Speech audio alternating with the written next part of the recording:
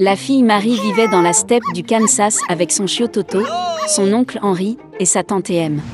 Dans ces endroits, les ouragans étaient fréquents et la famille se cachait de temps en temps dans la cave des éléments déchaînés. Un de ces jours, l'oncle Henry a remarqué une tempête imminente. Il ouvrit la trappe de la cave puis appela Marie et sa tante pour se cacher. À ce moment, le Toto effrayé sauta des bras de Marie et se cacha sous le lit. Quand la fille a finalement attrapé le chiot, le vent a hurlé et la petite maison a tremblé. La maison a tourné autour de son axe plusieurs fois, puis a commencé à s'élever lentement dans les airs, comme un ballon.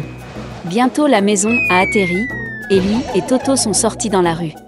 Une pelouse verte avec des arbres fruitiers répartis et des fleurs étonnantes poussaient partout.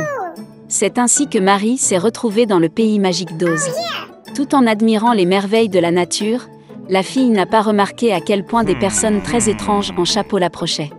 C'étaient des adultes, mais pas plus gros que la petite Marie. Le chef parmi eux était une vieille femme vêtue de blanc. Elle s'approcha de Marie et la remercia d'avoir aidé la fille à vaincre la méchante sorcière. Marie était très surprise.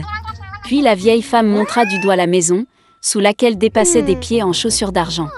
À ce moment, les jambes se sont désintégrées en centaines de petites particules et ont disparu, ne laissant que leurs chaussures. Marie était encore plus effrayée, car elle voulait vraiment rentrer chez elle. Mais il s'est avéré que ni la vieille femme en blanc, ni d'autres personnes étranges en casquette ne savaient comment aider la fille. Ils ont conseillé à Marie de mettre les chaussures argentées de la sorcière, d'aller dans la cité d'Émeraude et d'y trouver le puissant sorcier Oz. Lui seul pouvait aider Marie à rentrer chez elle. Il y avait une route de briques jaunes menant à la ville d'Émeraude. Marie se mit en route. La première qu'elle rencontra fut un champ de maïs gardé par un épouvantail. Au lieu d'une tête, il avait une poche remplie de paille, et sa bouche et son nez étaient peints avec de la peinture. L'épouvantail s'est avéré être vivant, et son nom était Scarecrow. Il a dit à Marie qu'il voulait aussi aller voir le sorcier Oz pour lui demander des cerveaux. La fille a eu pitié de l'épouvantail, l'a aidé à franchir la clôture, et ils ont pris la route. La route de briques jaunes a conduit Marie et l'épouvantail dans la forêt. Soudain, ils ont entendu quelqu'un gémir. Une figure humaine brillait dans le fourré de la forêt. C'était le Tin Woodman. Ses parties étaient si rouillées qu'il ne pouvait pas bouger un bras ou une jambe. Puis, dans une cabane à proximité, Marie a trouvé un bidon d'huile. Elle a lubrifié les pièces du Woodman et il a recommencé à bouger. Il s'est avéré que le bûcheron rêvait depuis longtemps de rejoindre le sorcier Oz pour avoir un vrai cœur. Ainsi, ensemble, ils ont continué leur voyage vers la cité d'Émeraude. Un sentier de briques jaunes a conduit des amis à travers une forêt dense.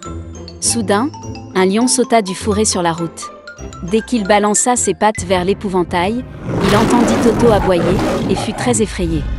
Le lion a dit à Marie qu'il était né timide et qu'il ne craignait donc pas d'aller voir le sorcier Oz et de demander un vrai courage. Lorsque les amis atteignirent enfin la cité d'Émeraude, le grand Oz accepta de réaliser leur souhait, mais posa une condition. Il a demandé à tuer la méchante sorcière de l'Ouest. Et les amis devaient être d'accord.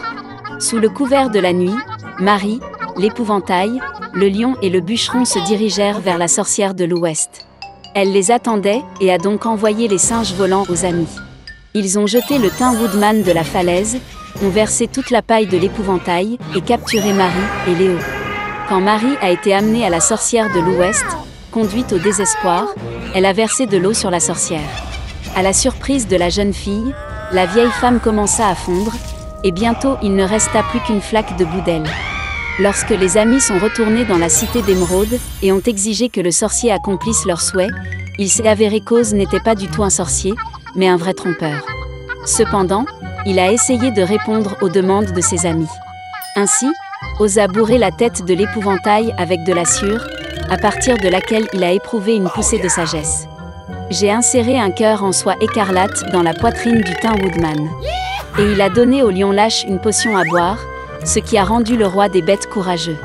Voyant les chaussures argentées de Marie, Oz se mit à rire. Après tout, les chaussures étaient magiques, et pendant tout ce temps, elles pouvaient ramener la fille à la maison.